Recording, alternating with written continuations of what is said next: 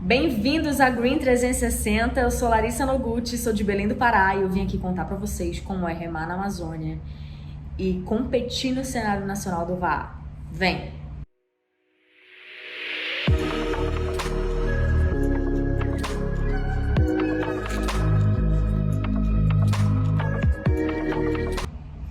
Então, a primeira vez que eu vi uma canoa havaiana aqui em Belém foi em 2009. Eu tinha 19 anos, estava numa marina na região metropolitana aqui de Belém. E aí eu vi aquela canoa enorme, né? Fiquei alucinado, falei, cara, que parada é essa? Que canoa é essa? E na época, essa pessoa que tava lá, né, nesse mesmo lugar, assim, me cortou logo. Ah, é uma canoa havaiana, mas a galera dessa canoa não dá aula, não dá passeio, é um grupo fechado de esporte de aventura e tudo mais. Eu falei, ah, tá, tudo bem, mas eu fiz uma foto por coincidência, guardei aqui nos meus arquivos digitais e aquilo ficou na minha memória, né? Quando foi mais pra frente, acho que em 2015, 2016, eu conheci um clube de canoa, o primeiro clube de canoa daqui do norte, aqui de Belém, né? E aí fui fazer aula, né, nesse clube já em 2016. Fui aluna do clube, fiz aula assim na turma de assistentes, tipo de 2 a 3 vezes por semana, remava aos finais de semana. Em 2017 eu cheguei a fazer uma prova, né, pra brincar lá, se divertir com a galera e tudo mais. E em 2017 eu resolvi sair, eu e os meus sócios na época, e a gente abriu um clube de canoa, né? Assim como em outros lugares do país, a galera vai abrindo clube de canoa sem conhecer quase nada, né? E a gente se viu nessa situação. De estar na Amazônia, num lugar que respira, né, essa alma de rio, a questão da canoa, mas sem conhecimento. E aí eu e um outro sócio na época começamos a viajar para entender o processo da canoa. E foi aí que eu fiz uma imersão nesse esporte e que me abriu a cabeça totalmente anos depois, né? Conheci o Cauê Serra, que é um cara que é referência para mim. Aprendi muito com o Cauê e aprendo muito com o Cauê. Nós estivemos juntos no Molocabra desse ano. Quem fez parte também dessa trajetória é o Douglas.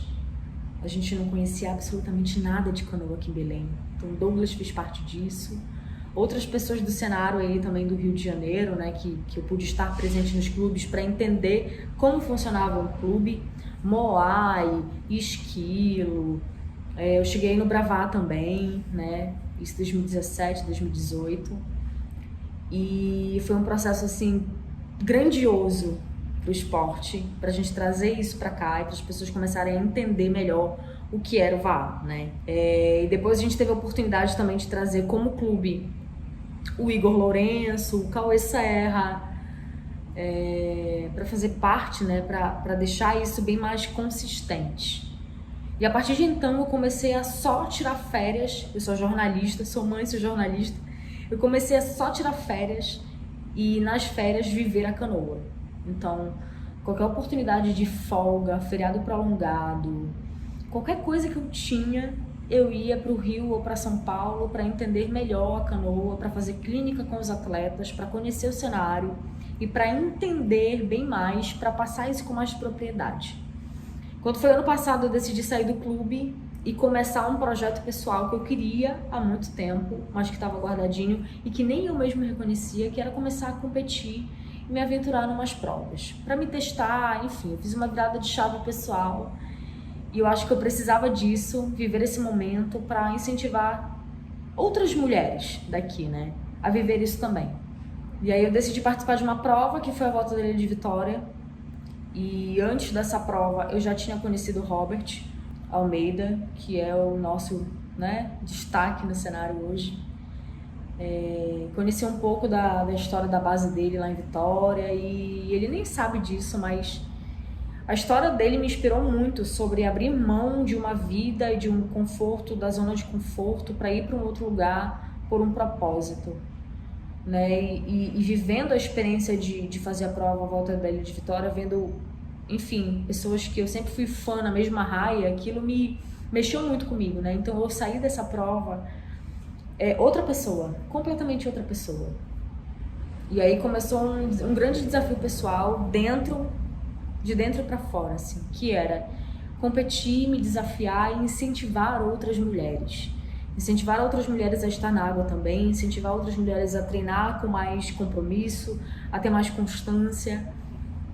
E foi uma outra mulher que me deu a mão e disse, isso é possível. E essa mulher se chama Lorena Jacó, que é uma grande amiga e que foi uma das pessoas que disse, em 2017, bora comprar uma Alça 6. E a gente fez e começou a história do esporte aqui. Contribuiu para a história do esporte aqui. E aí quando a Lorena me deu a mão e falou assim, vamos, é possível fazer, é possível competir fora daqui.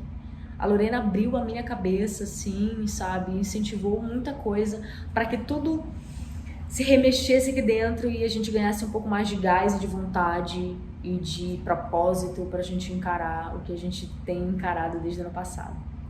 Ela foi minha dupla de provas em 2021 e agora esse ano, em 2022, eu decidi encarar provas solo, né, que foram também experiências incríveis. E experienciando isso e vivendo na Amazônia, o que eu tiro disso é muito aprendizado, sabe? Porque a gente vive aqui distante de um cenário competitivo, como é o caso de Rio, Niterói, né? Que tem muitos clubes, muitos atletas bons. Então a gente vive distante desse cenário, assim, né? De muitas possibilidades, de muitos equipamentos bons, né? Vivendo uma condição também muito diferente, uma condição diferente climática, uma condição diferente de treinamento, e experienciar isso é muito desafiador. Muito desafiador, muito desafiador.